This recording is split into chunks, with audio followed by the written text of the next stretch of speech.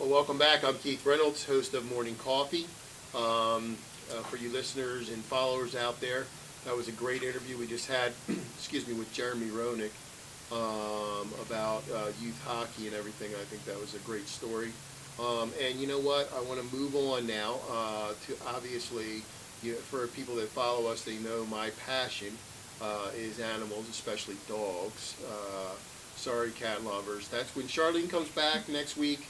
We'll start with the cat lovers. You know, she's a cat lover. So, but today I have Alan Braslow.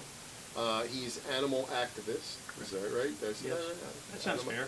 Sounds fair. And I have Amy Jesse from the Humane Society on. Guys, welcome to the show. Thank you. I happened to be out grabbing lunch, and I came across this. I guess it's I wouldn't say it's a retailer, but it's a retailer, but it's really an adoption center for adoption rescue center dogs for rescue dogs. It blew my mind. Because I was getting ready to rule out the parking lot. I said, you know what? Let me find out what this was. So that's how we got you guys to come on to talk a little bit about it and talk about some of the things that are going on out there. I know with what we can start with Amy. I mean, as far as the Humane Society. Now, there's a bill that was passed or being passed. Right, so there's been a bill that's introduced in the New Jersey Senate that is a groundbreaking puppy mill sales bill. It's the first of its kind. New Jersey will be the first legislature to consider such a bill, and it really goes after puppy mill sales every way that they sell. So we've seen bills that address pet shops, which we know are an outlet for puppy mills. But internet sales are a really, really crucial part of how puppy mills thrive. And so this bill, for the first time, would prohibit puppy mills from selling over the internet to New Jersey residents. And it's not just a animal welfare bill or a puppy mill bill, it also has a huge consumer protection angle. So Senator Lesniak has introduced this bill in the Senate, and really it's very exciting for us at the Humane Society of the U.S. because it's the first time we've seen a lawmaker really go after this issue in such a strong way. Well, let me ask you this. I mean, for our listeners and viewers out there, you're saying puppy mill terminology. What do you mean by puppy mill? So there's not really a legal definition of a puppy mill, but welfare groups and the pet industry got together a few years ago and we decided on a definition. And it's basically an inhumane commercial dog breeding facility where the well-being of the animals is disregarded in order to maximize profits. Okay. So unlike a responsible breeder, most of whom don't even really make a profit and who care deeply for their animals and raise them in their homes, these are facilities. These are basically farms for animals. They spend their entire lives in small wire cages, and they just churn out as many puppies as they can. Wow. Yeah, I've seen that, and that is bad. Doing it that way. Right. Now, so the pet store. I call it a pet store. The adoption center. Tell us a little bit about the adoption center. Well, what happened was, I can give a little bit of the history of it real quick. Sure. Back in June, I live in Cherry Hill. A puppy store opened up in Cherry Hill on Route 70. We found out that they were sourcing their dogs from puppy mills. We did the investigation and the research. And with a group of residents, probably anywhere from 20 to 100 at any time, we started protesting in front of the store. We were introduced to Jeff Nash, Camden County freeholder. Okay. And Jeff was kind enough to, because he felt the same way we did about you don't want dogs sold that come from puppy mills. He put together a resolution for Camden County and a sister ordinance that we passed by municipalities which would ban the sale of puppy mill dogs and cats by pet stores.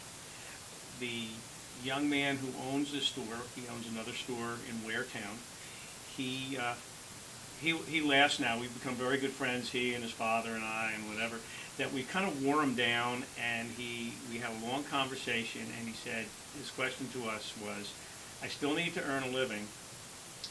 If I go rescue dogs only, will you help and will this work? And we made the commitment to help him by finding sources for the dogs and whatever. We then reached out to all of the local rescues. Most of them are dealing with adult dogs, not puppies. They couldn't help them. We reached out to contacts we had in Puerto Rico. Puerto Rico, there's about 100,000 stray dogs at any time, and only 3% get adopted down there, and they're all kill shelters.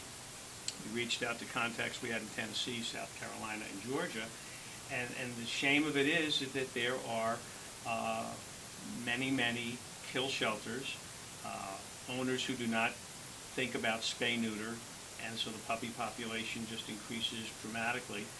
And so the choice was, if he can bring dogs in from other areas that are adoptable puppies that people want, because they still want different types of puppies, we would help him, and that's what we've done. He changed his model after putting up with us for 3 months. In end of September, beginning of October. By the end of October, we were bringing puppies in, all bedded, all under vet care. We have one of the local vets, House Paws Mobile Vet. They come whenever a litter comes up and check everything out.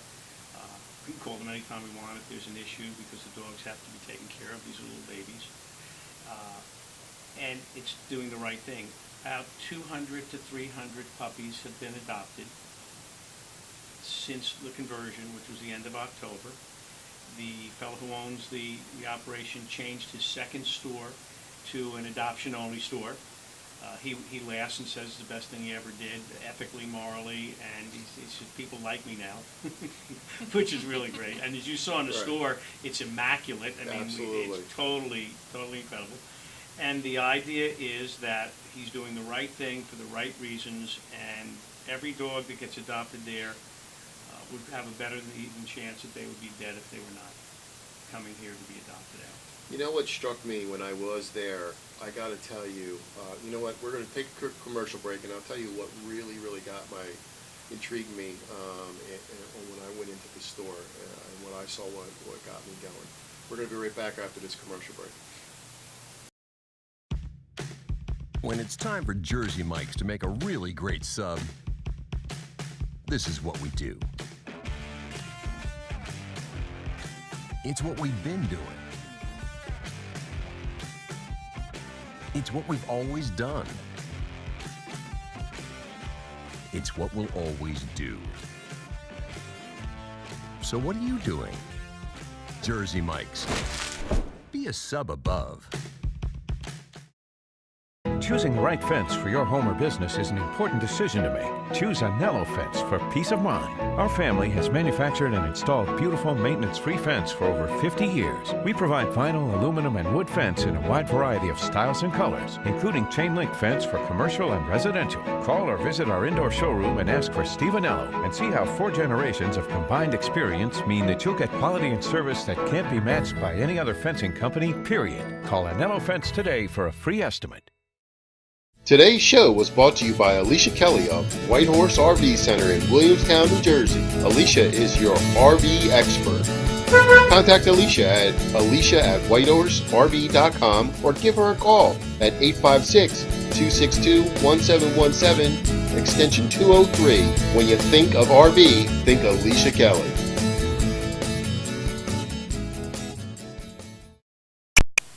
Well, welcome back. I'm Keith Reynolds, host of Morning Coffee, and as you can see, we have some more guests have added to the studio.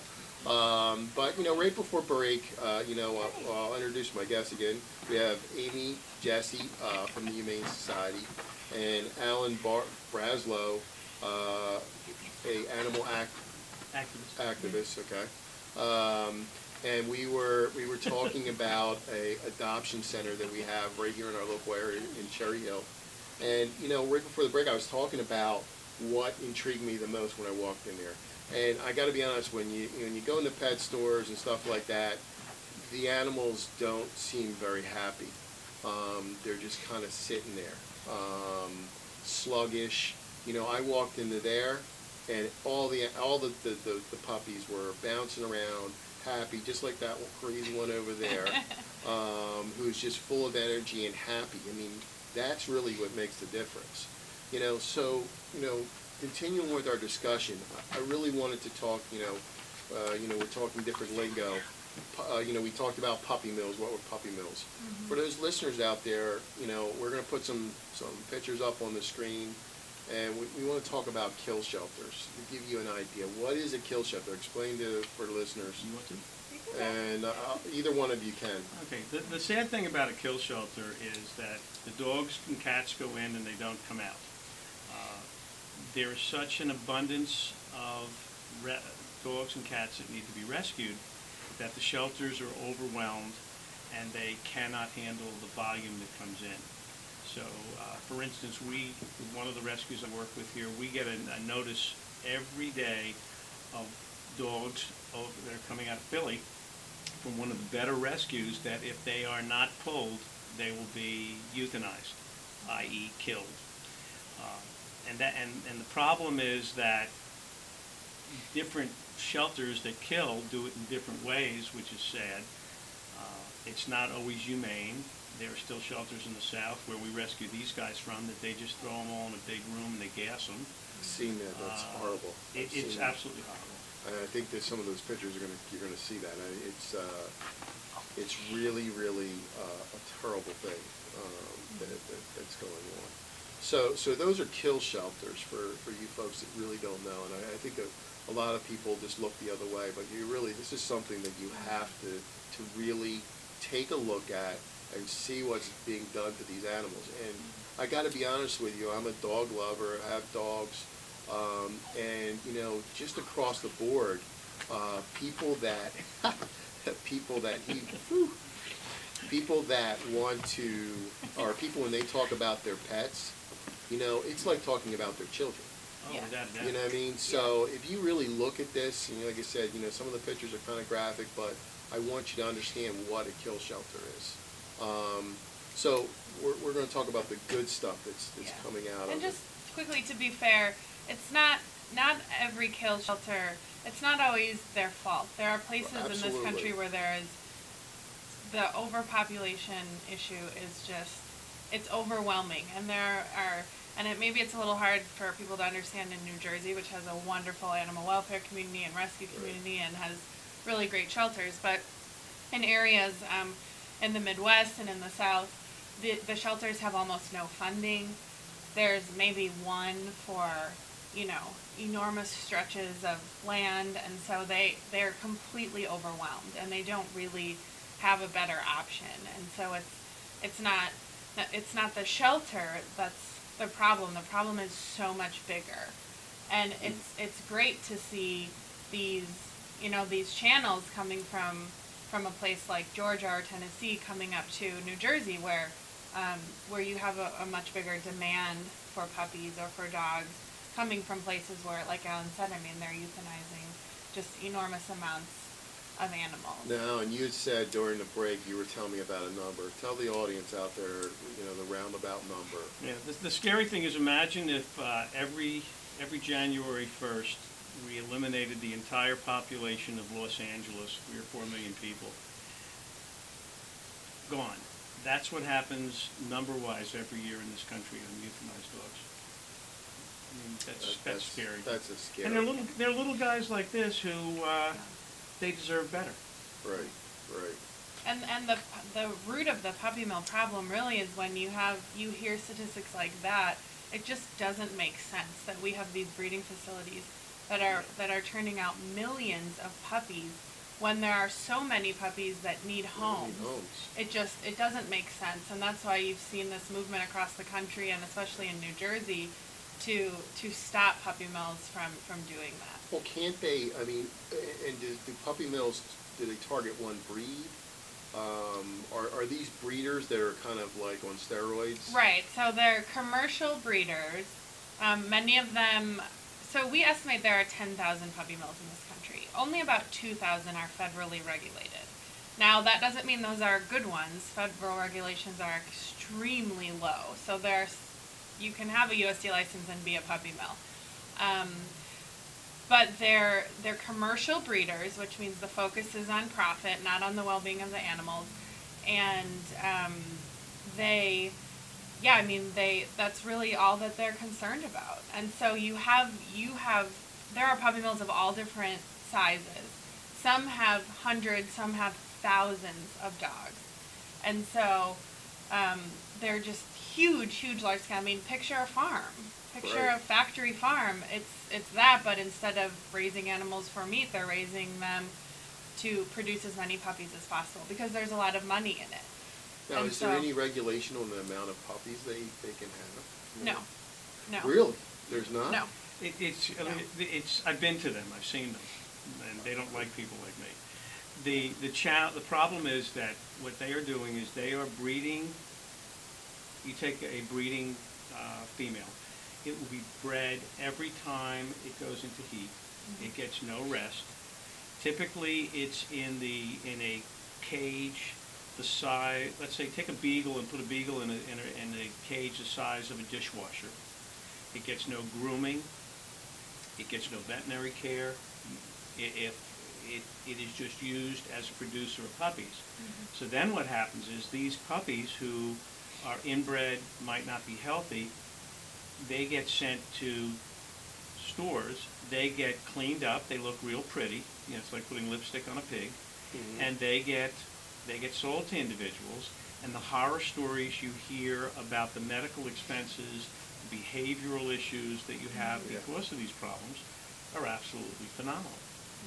And it's a battle because I call them the breeders of greed. They don't want to give up the cash cow. They sell these dogs for thousands of dollars. Absolutely. And tell people they're this and that and the other thing, and they get very upset when you start to do the disclosure of what really is there and what are the problems and what are different breeds. Right. It's a very deceptive sales model, and that goes for the internet sales and for pet store sales. They claim that the breeders are highly regulated because they mainly buy from USDA licensed breeders, and it's not the case. Sometimes they'll say that they're local. So the largest internet broker of puppies has over 800 web domains to convince people that they're local, to convince people that they're in your state, and they're not. And then they convince you later in the conversation that instead of coming and picking up the puppy, just how about you go to the airport instead of going to your local breeder. I've seen that. I don't know how people do that. I know. But the sales people, they're trained to deceive. They're trained to make you believe that you're doing everything right. They even send you pictures, which turn out to not even be the puppy you're going to end up with. Their website is dogs running in an open field. So they do everything to make consumers believe that you're supporting a really great breeder, and that there's just some little reason why you have to pick up the puppy at the airport, or why the puppy's going to be dropped off in a van at your house instead of going to see the facility. And we know that puppy mills thrive if they stay away from the public, if they stay hidden. They can't survive it. They don't ever invite the public to their facility. That's why they love internet sales, and that's why they love pet stores. We're going to talk some more about that when we come back from this commercial break. When I was injured, I couldn't play basketball for my entire sophomore year. After years of wear and tear, I knew something was seriously wrong with Deja's knee when the swelling wouldn't go down. Young athletes are still growing. They need specialized care only available here at Dayton Children's. I wanted the best care for Deja because I wanted her to return to the thing that she loves to do, and that's basketball. At Dayton Children's Sports Medicine, we're treating tomorrow's champions. Right care. Right now. Right here. Dayton Children's. Just right for kids. Extra Innings is the nation's premier indoor baseball and softball training center, featuring indoor batting cages, 7 multi-use tunnels, and training rooms. Extra Innings can provide professional instruction, private and group lessons, and the best year-round clinics. Along with a nationally recognized pro shop that features the latest and widest selection of equipment and apparel, our experienced staff can provide you with the right instruction and help you find the best equipment for your ability and budget. Extra Innings, where the game never ends. Today's show has been sponsored by More Than Gifts. Come see our new location in Marlton, New Jersey. Not just gifts, but more. Well, welcome back. I'm Keith Reynolds, host of Morning Coffee. For you listeners or viewers that are just checking in, We are here with Amy Jesse from the Humane Society and Alan Braslow, a animal activist, and we were talking about a facility in Cherry Hill. Name of the facility? It's called PT's Puppy Love Adoption Center. It's at Sawmill Plaza on Route 70. And it's a great facility. I stumbled upon it when I was out grabbing a bite to eat, actually, and I just said I got to have them on. For you listeners and viewers out there, I'm a big animal person, especially dogs. So, just kind of right before the commercial break, we were talking about the sales model for a lot of these puppy mills and everything. And we were talking in the beginning of the show about bills being introduced to stop some of this behavior. Is there anything out there that's going to be introduced about, if you buy one of these puppies, because it is technically illegal. If they deem it illegal to do it, then, I don't know, it's kind of like, it's a gray area, because if a really good family gets a dog, that's great. Right. But it's really the ones that can't handle them and end up ending into a kill shelter. So that's, So the bill that's been introduced by Senator Lesniak, it's, the language of the bill says that sales of puppies and kittens have to be face-to-face, which means that the breeder is present, the consumer is present, and the puppy is present. And so what that does is, and shelters and rescues are exempt, obviously, so it promotes adoption, of course, but it also promotes really responsible breeders who already follow that model. There's widespread agreement among the welfare community, among breeders, the AKC, really every organization, that that is the only way to responsibly buy a puppy, because you have to see for yourself. Otherwise, you will never know what sort of facility that puppy came from. Like what type of personality they have. Yeah, look at this. This one's a lover. Right. So that's the language. That's the language of the bill, which comes from federal regulations. And the thought behind it is then it's public oversight, basically. And that's the stance that we take at the Humane Society of the U.S. is that if you're not going to adopt, if you're going to seek out a responsible breeder, the only way you can know for sure that you're supporting a truly responsible breeder is to see for yourself.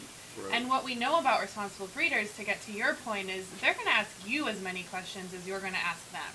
They're going to allow you, if you ever can't care for that animal, they're going to say, please bring this dog back to us. Please don't bring this dog to a shelter.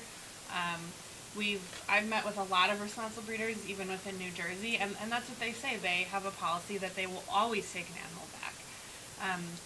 And they will not sell a puppy to an individual or a family who they don't believe is really ready to take on the responsibility. And they will coach you on how to care for a puppy, how to care for an adult dog, whereas the pet store model, the internet model, is anyone with a credit card can go home with a puppy.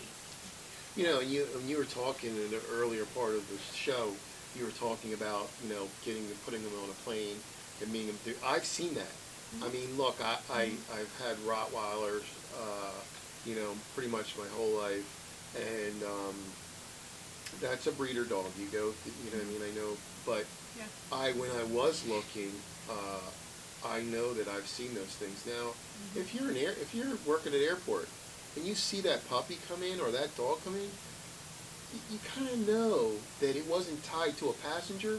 It's probably that. Right. So that's what bothers me. I mean, people are looking the other way, and we really got to, something has to be done. Yeah, and we at the Humane Society, in our Puppy Mill campaign, we go after the issue from every feasible angle, and one of those angles is to try to put pressure on airlines and to try to go that corporate angle. And we also know that puppy mills sell at outdoor markets, like at flea markets. We recently did an investigation of that, and so we have someone on our campaign, and he helps convert. He helps convince flea markets, don't allow these puppy mills, don't allow these breeders to come into your flea markets. Only give space to shelters and rescues. Right. And so that cuts off a supply chain without having to go the route of legislation. And so that sort of corporate outreach can be really, really powerful too. Now, you mentioned these chain stores. I mean, I don't want to name them, but, you know, I mean, because I would hope they're doing the right things, but, you know, are they doing the right things? Which stores? Well, like the chain stores, like, all right, PetSmart. So, you can see puppies in there. I mean, well, PetSmart and Petco, the two largest retailers, they do not sell puppies. they don't? I thought I saw They puppies. don't. Oh, adoption. Right. They do adoption Adoptions, events. Right, Okay. and they invite in rescues or shelters Gotcha, to hold gotcha. adoption events. They don't obtain those puppies. They What don't was that own those puppies. maybe I was thinking of Monster Pets over in Philadelphia.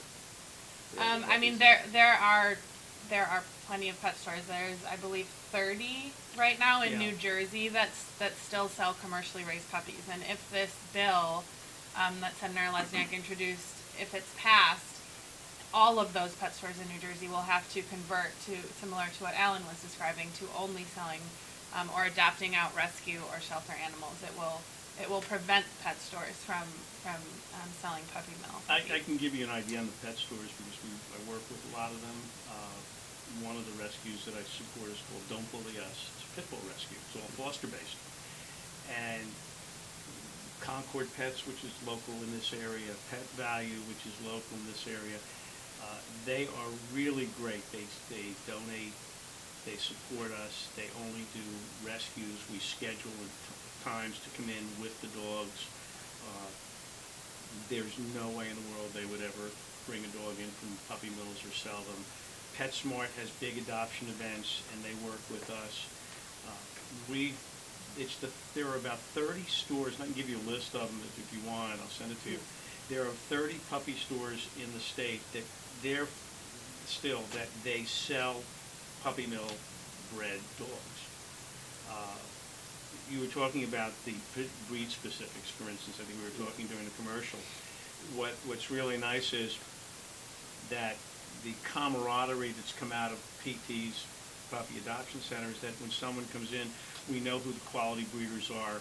We have lists of breed-specific rescues. So my son's a Rottweiler adopter. All three of his Rotties have come from rescue.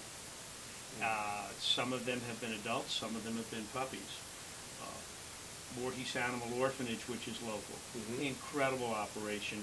When we bring, as I think I may have mentioned, when we bring up puppies that are still with the mom, once they have been weaned, the mom needs a better place to get adopted, and as you know from the adoption center, that's not going to be it.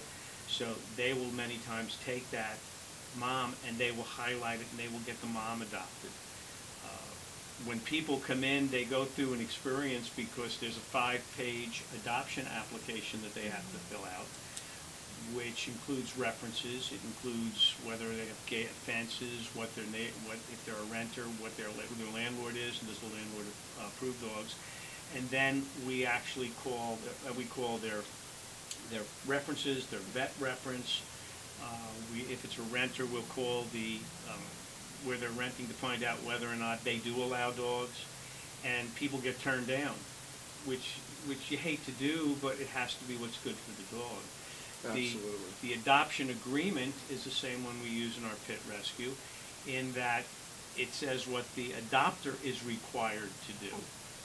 We always get asked the question on some of the dogs, like the 2 puppies who are running around here right now. One has already been spay-neutered. One of them has not. I wonder which one hasn't. Yeah, actually, believe it or not, he hasn't been spayed. He hasn't been neutered yet. Yeah, I know. I mean, Bonnie has been. There are rescues who do not believe in pediatric spay-neuter. So what we do as part of the adoption agreement, it requires that the adopter spay-neuter, which some vets agree with now, it's 6 to 8 months, and then we not only follow up, but they will have to relinquish the dog if they don't have it done. We've made arrangements with local veterinarians like House Paws who will do it at a significantly reduced amount. You brought something up about dogs being dropped at shelters and whatever. There's a clause in there that says if for any reason at any time during the life of your adoption from P&Ts you no longer can or want to handle the dog, you're required by the agreement to bring it back to the adoption center.